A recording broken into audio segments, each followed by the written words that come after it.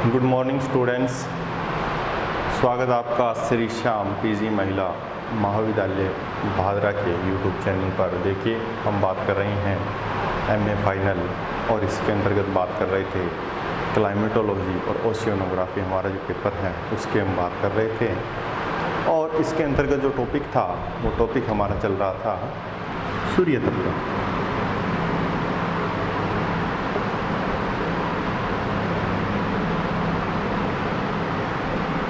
Insolation, इसमें हमने देखा था कि जो सूर्य तत्व का अक्षांशीय वितरण है, निम्न अक्षांशीय मंडल, मध्य अक्षांशीय मंडल और उच्च अक्षांशीय मंडल, उसकी हमने बात की थी। अब उसके बाद में एक टॉपिक और आता है इसी के अंतर्गत, सूर्य तत्व को प्रभावित करने वाले कारक।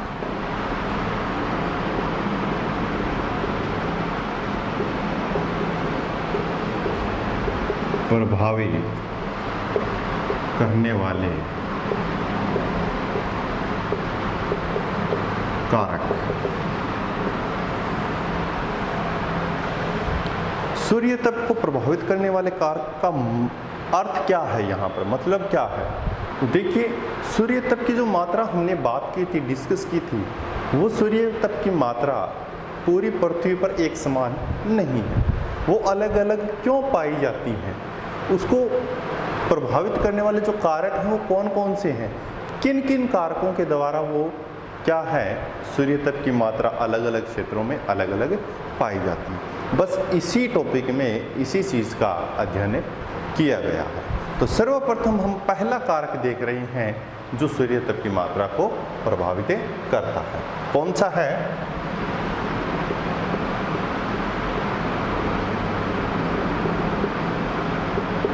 सूर्य की किरणों का तिरछापन। ये सबसे महत्वपूर्ण कारक है जो सूर्य तत्व की मात्रा को या सूर्य तत्व को प्रभावित करता है। कैसे, देखिए,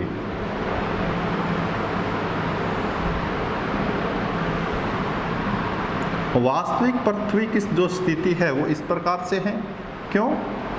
क्योंकि पृथ्वी क्या है, 23.5 डिग्री झुकी हुई प्रतीत होती।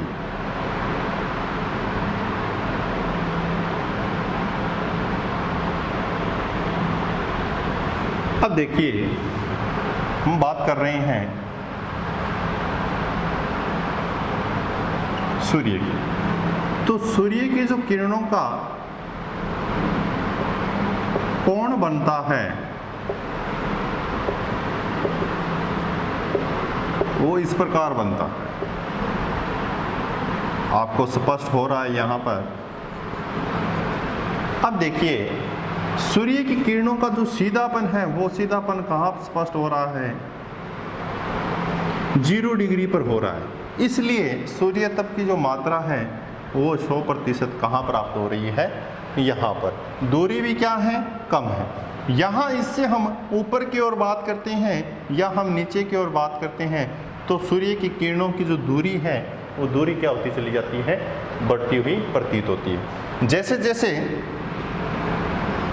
दूरी बढ़ती जाएगी तो विकिरण की जो मात्रा है वो मात्रा क्या होती चली जाएगी, कम होती चली जाएगी। ठीक है, ऊपर वाले क्षेत्र की बात करेंगे। सबसे तिरछापन यहाँ पर स्पष्ट हो रहा है, जो ध्रुवीय क्षेत्रों की बात करते हैं। तो यहाँ सीधापन स्पष्ट हो रहा है, यहाँ पर तिरछापन स्पष्ट हो रहा है। जैसे जैसे तिरछापन बढ़ता जाएगा सूर्य तत्व की मात्रा क्या होती चली जाएगी, कम होती हुई चली जाएगी। तो ये जो एंगल बनता है, जो कोण बन रहा है किरणों का, इस कोण को क्या बोलते हैं, सूर्य की किरणों के द्वारा, विकिरणों के द्वारा जो कोण बनता है उसको आपतन कोण के नाम से जाना जाता है। तो कई बार जो पहला पॉइंट आपका दे रखा है, सूर्य की किरणों का तिरछापन, ये नहीं मिलता है, डायरेक्ट क्या मिल जाता है आपको, आपतन कोण। ये कारक जरूर मिलेगा आपको, है ना। तो आप ये मत समझना कि सर ने ये अलग बताया, इसमें अलग है। तो ये जो किरणें हैं इसी को बता रहा है, इसी को संबोधित कर रहा है। और सूर्य की किरणों का जो आपतन कोण है वो आपतन कोण कैसे ज्ञात करती हैं, ये एक बहुत महत्वपूर्ण है, क्योंकि ये चीज़ कंपटीशन में स्पष्ट होती है। कैसे होती है देखिए, सूर्य कई बार सीधापन कर्क रेखा पर स्पष्ट होता है और कई बार मकर रेखा पर। कैसे, ये हमने लास्ट कक्षा में देखा। कर्क पर सूर्य कब होता है? 21 जून को। मकर पर सूर्य कब होता है? 22 दिसंबर को, बिल्कुल सीधा चमकता है। तो यहाँ भी सूर्य आ जाता है मकर पर, यहाँ भी सूर्य आ जाता है। तो आपतन कोण क्या होता है देखिए, टोटल जो अक्षांश हैं वो अक्षांश कितनी हैं? 90 है। तो 90 डिग्री मानकर चल रहे हैं, ठीक है। 90 डिग्री अक्षांश है और 90 डिग्री ही अधिकतम कोण स्पष्ट हो रहा है। अब देखिए, मान लो सूर्य विषुवत रेखा पर है, ये बिल्कुल सीधा यहाँ चमक रहा है, तो यहाँ पर जो कोण होगा बिल्कुल सीधा होगा, 90 डिग्री का होगा। अब यहाँ से हम बात कर रहे हैं कि जब सूर्य विषुवत रेखा पर है तो कर्क रेखा पर कितने डिग्री का कोण बनेगा सूर्य की किरणों का। ये कई बार क्वेश्चन आता है कि अगर सूर्य विषुवत रेखा पर है, बिल्कुल सीधा चमक रहा है, तो कर्क रेखा पर सूर्य की किरणों का कोण कितना बनेगा। तो हमें क्या करना है, यहाँ 90 डिग्री लिख लिया हमने। अब कर्क पे पूछा है तो कितने डिग्री का डिफरेंस आ गया? 0 से 23.5 डिग्री के बीच में कितने का डिफरेंस है? 23.5 डिग्री का डिफरेंस है। यहाँ पर 90 था, 23.5 डिग्री का डिफरेंस है, उस डिफरेंस को हम घटा देंगे, शेष जो बच जाएगा हमारे पास में 66.5 डिग्री का कोण बनेगा। कहाँ पर? कर्क पर, अगर सूर्य कहाँ हो? विषुवत पर। अब कई बार ये हो जाता है, अगर सूर्य मकर रेखा पर है, या फिर वो क्या कहेगा कि 22 दिसंबर को, क्वेश्चन पूछने वाले की शैली बहुत अलग होती है, 22 दिसंबर को कर्क रेखा पर आपतन कोण कितना होगा। इस प्रकार के क्वेश्चन कंपटीशन एग्जामों में भी आ जाते हैं। तो 22 दिसंबर को, अब 22 दिसंबर को कर्क रेखा पर आपतन कोण कितना होगा? सूर्य कहाँ है? 22 दिसंबर को आपको पता होना चाहिए सूर्य कहाँ है। सूर्य मकर पर है। कहाँ पर है? मकर पर है। तो ये इसने ये नहीं लिखा कि मकर रेखा पर है सूर्य, इसने आपको एक डेट दे दी 22 दिसंबर, जो अप्रोक्सीमेटली आपको 21 भी दे सकता है, 20 भी दे सकता है। तो आपको समझना है कि मकर पर सूर्य होता है। यहाँ हम मकर लिख रहे हैं, मकर पर सूर्य है। यहाँ पर अब यहाँ 90 डिग्री का बनेगा, बिल्कुल सीधा यहीं चमक रहा है। यहाँ से हमें जाना है विषुवत पर, फिर जाना है कर्क पर, और यहाँ बताना है कि कितने डिग्री का कोण बनेगा। तो देखिए 23.5 डिग्री जो दक्षिणी अक्षांश है वहाँ से हम 0 की ओर चलेंगे तो कितना डिफरेंस आ गया? 23.5 का। फिर 0 से 23.5 कर्क की ओर और जाएंगे तो 23.5 और 23.5 कितना हो जाता है? 47 डिग्री। कितने हो जाती है? 47 डिग्री। टोटल डिफरेंस कितना हो गया? कर्क और मकर में 47 डिग्री का आ गया। मकर पर 90 का बन रहा था, 47 का अंतर आ गया, शेष कितना बच गया? 43 डिग्री बच गया। तो कर्क पर कितने डिग्री का कोण बनेगा? 43 डिग्री का कोण बनेगा। इस प्रकार से हम आपतन कोण निकालते हैं। ठीक, कई बार क्या होता है, हम ज़्यादा पढ़े लिखे हैं तो मेरे जैसे क्या कर देते हैं बुद्धिमान लोग, 23.5 को 66.5 में काउंट कर लेते हैं, है ना, 66.5 में काउंट कर लेते हैं। तो ये गलती मत कर देना। हम लोग क्या हैं, जल्दबाजी में ऐसा कार्य कर जाते हैं। तो ये विशेषता थोड़ा ध्यान रख लें। ठीक है। दूसरा जो कारक है दिन की अवधि, वो कारक कैसे इफेक्ट करता है सूर्य तप की मात्रा, ये देखेंगे।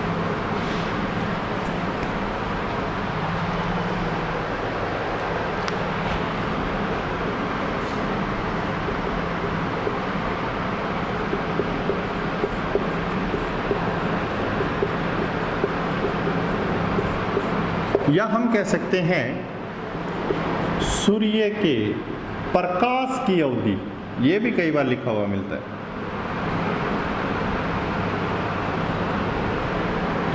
ठीक, अब दिन की अवधि देखिए, 0 डिग्री की बात करते हैं, 23.5 की बात करते हैं, 66.5 की बात करते हैं और 90 की बात करते हैं। 0 डिग्री विषुवत रेखा पर याद रखना सदैव दिन रात बराबर होती हैं। सदैव भूमध्य रेखा पर दिन और रात क्या होती हैं, बराबर। कोई भी समय ले लेना, विषुवत रेखा पर दिन रात क्या होते हैं, बराबर, 12-12 घंटे के। ठीक है जी। अब धीरे धीरे हम जाएंगे ऊपर की ओर। ठीक है, धीरे धीरे हम जाएंगे ऊपर की ओर। कर्क पर आ गए, 66.5 पर आ गए, 90 पर आ गए, तो क्या परिवर्तन नजर आएगा? ये दिन रात एक जैसे नजर आएंगे? बिल्कुल नहीं आएंगे। देखो एक कंसेप्ट और है कि विषुवत रेखा पर तो सदैव ही रहता है दिन रात बराबर, लेकिन पूरी पृथ्वी पर 21 मार्च और 23 सितंबर को पूरी पृथ्वी पर सिर्फ 21 मार्च एक दिन, दूसरा दिन है 23 सितंबर। ये दो दिन हैं। इन दोनों दिनों में दिन और रात क्या होते हैं, बिल्कुल इक्वल स्पष्ट होते हैं यहाँ पर भी। अब देखिए, जैसे जैसे कर्क रेखा पर जाएंगे ऊपर की ओर और जैसे जैसे दक्षिण की ओर आएंगे, दिन की अवधि क्या होती चली जाती है, बढ़ती हुई चली जाती है। यहाँ पर 16 घंटे का दिन और शेष जो है 8 घंटे की रात प्रतीत होनी शुरू हो जाती है। लगभग 15 घंटे का तो हम यहाँ देख ही रहे हैं। 15 घंटे तो हम देखते हैं गर्मियों में, लेकिन यहाँ से ऊपर की ओर जाएंगे 16 घंटा, फिर यहाँ पर 24 घंटे का दिन स्पष्ट होता है और लास्ट में 6 महीने का दिन और 6 महीने की रातें स्पष्ट होती है। कहाँ पर? ध्रुवीय क्षेत्रों में 90 डिग्री अक्षांश पर। तो देखिए, विषुवत रेखा से ध्रुव की ओर जाने पर दिन की अवधि क्या होती हुई स्पष्ट हो रही है, बढ़ती हुई प्रतीत हो रही है। दिन की अवधि क्या कर रही है, बढ़ रही है। तो आप बोलोगे सर यहाँ 100% ठीक है, सूर्य तप की मात्रा यहाँ करते करते कम क्यों हो जाती है? फिर भी आप कह रहे हो जब दिन की अवधि ज्यादा होगी तो सूर्य तप की मात्रा भी ज्यादा होगी। तो यहाँ पर दिन की अवधि ऊपर की ओर बढ़ रही है, लेकिन इसके बावजूद क्या है, सूर्य तप की मात्रा कम हो रही है। तो आप इससे पहले वाला कारक भूल गए। ये भी यहाँ पर क्या होता है, प्रभावित करता है। जब साथ साथ में दोनों कारक इफेक्ट करेंगे तो फिर क्या है, मात्रा कम होती हुई प्रतीत होती है। दिन की अवधि मतलब प्रकाश अधिक होगा तो ऑब्वियसली सूर्य तप की मात्रा भी क्या होगी, ज़्यादा होगी। ये तो सभी को पता है, लेकिन वो प्रकाश कैसा, सीधा प्रतीत नहीं हो रहा है, बल्कि उसका कोण जो है वो आपतन कोण में स्पष्ट हो रहा है, तिरछेपन में स्पष्ट हो रहा है। ठीक है, इसलिए यहाँ विषुवत रेखा से ध्रुव की ओर जाने पर सूर्य तप की मात्रा कम होती हुई प्रतीत हो जाती है। ठीक है, एक तीसरा कारक और है, उसको हम देख रहे हैं, जो सूर्य और पृथ्वी के बीच की दूरी को स्पष्ट करता है।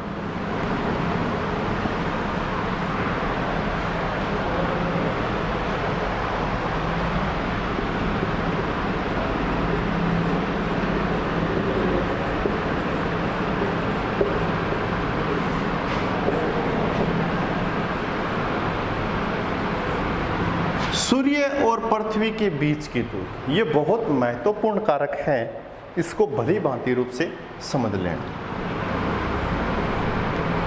सूर्य, यहाँ पृथ्वी लिख रहा हूँ और यहाँ भी पृथ्वी, क्योंकि पृथ्वी सूर्य के चारों ओर क्या कर रही है, चक्कर लगाती है।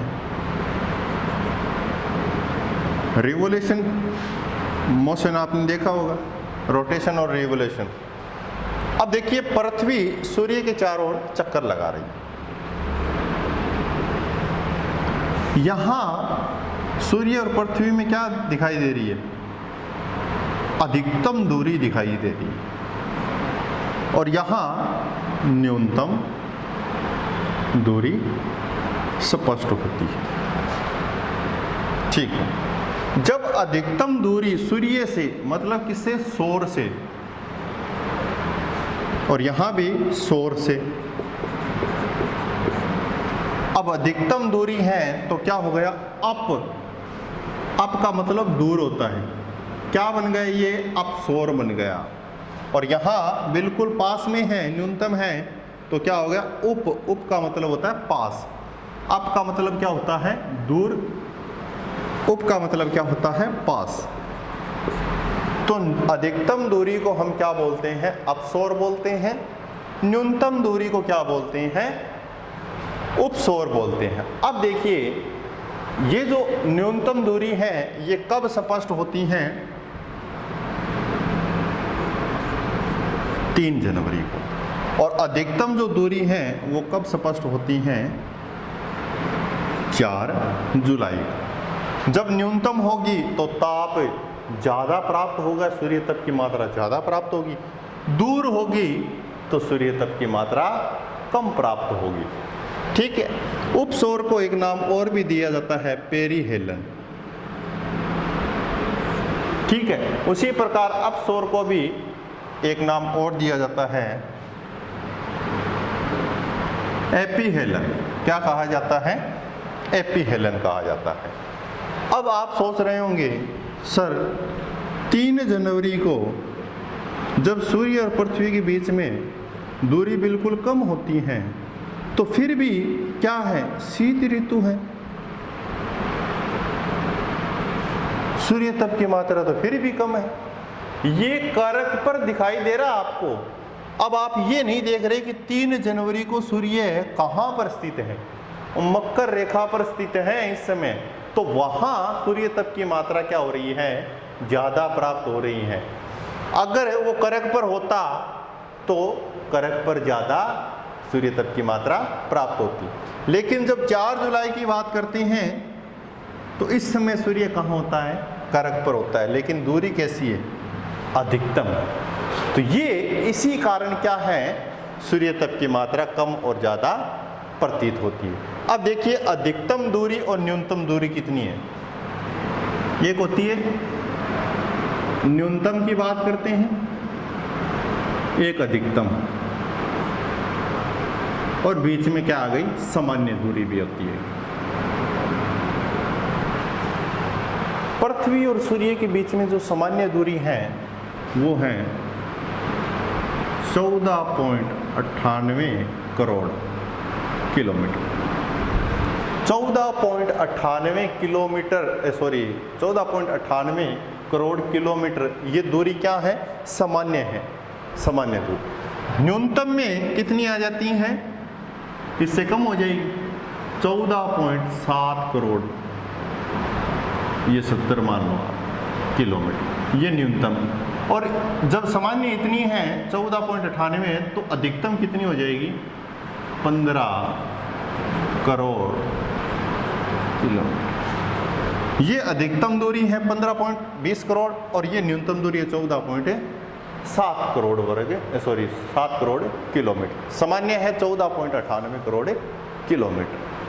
तो इस दूरी के कारण, न्यूनतम और अधिकतम दूरी के कारण तापमान में जो परिवर्तन होता है वो कितने प्रतिशत परिवर्तन होता है, ये बहुत इंपॉर्टेंट क्वेश्चन है। इस स्थिति के कारण जब ये अधिकतम आती है और न्यूनतम आती है, इसके कारण कितने प्रतिशत तापमान में परिवर्तन होता है, 7% तापमान यहाँ कम हो जाता है और यहाँ जब नज़दीक आएगी तो 7% तापमान बढ़ जाता है। तो परिवर्तन कितना हुआ?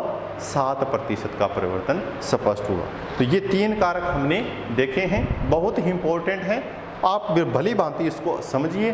किसी प्रकार की कोई दिक्कत है तो कमेंट बॉक्स में उसको बताइए। बाकी जो अलग कारक हैं, 2 और कारक रह गए, उनकी बात हम नेक्स्ट क्लास में करेंगे। तो आशा करता हूँ कि आपको वीडियो अच्छा लगा होगा। Thank you very much.